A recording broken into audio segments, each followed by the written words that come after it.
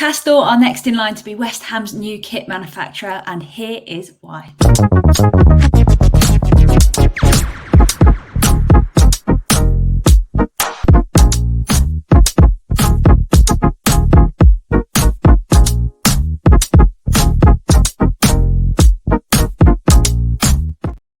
Hello, West Ham Network. It's Holly, and today I'm going to be talking you through a new deal which could see one of the lesser known kit manufacturers make the next West Ham kit. Now, if you enjoy this, don't forget to give it a thumbs up and make sure you leave a comment, as always, with your thoughts, because I'm going to be reading through and want to know what you guys think. So you may have seen that a sportswear brand, Castor, have signed a sub-licensing deal with Umbro to basically have a bigger presence in sport. This means that they have got the exclusive right to work with Umbro's roster of Premier League and EFL teams from the start of the 2024-25 season, which does, of course, include West Ham.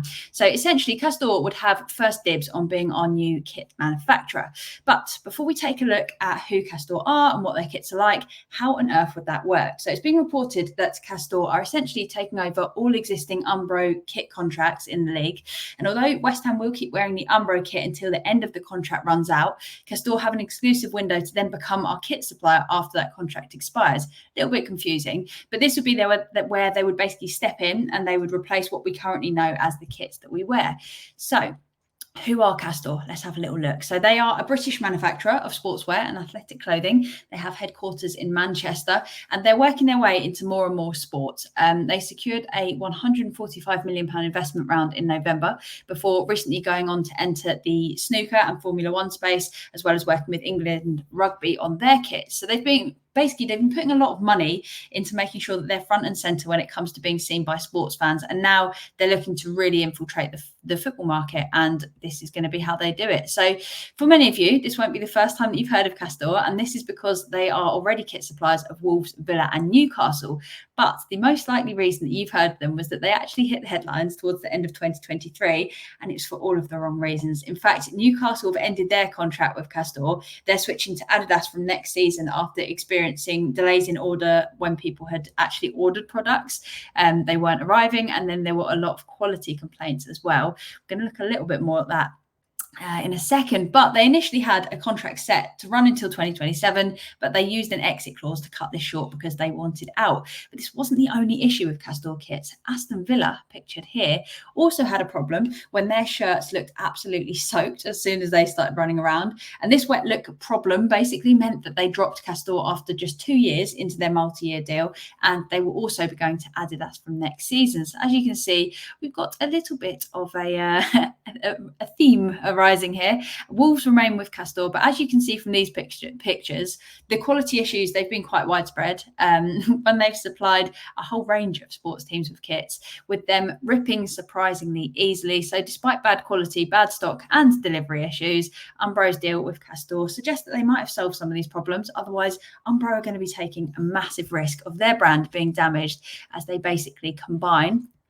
But what we all want to know, are their kits actually nice? Well, I'll let you decide this for yourselves. They seem to be pretty keen on a bit of a patterned base on the base of the kit, and they've also used a range of different colours, which is a little bit exciting. But let's have a look for ourselves. So first up, we have got Villa's home and away kit. So given the fact that they've got the same colours as West Ham, their home kit could be a little bit of a preview into the kind of kits that they would create for us.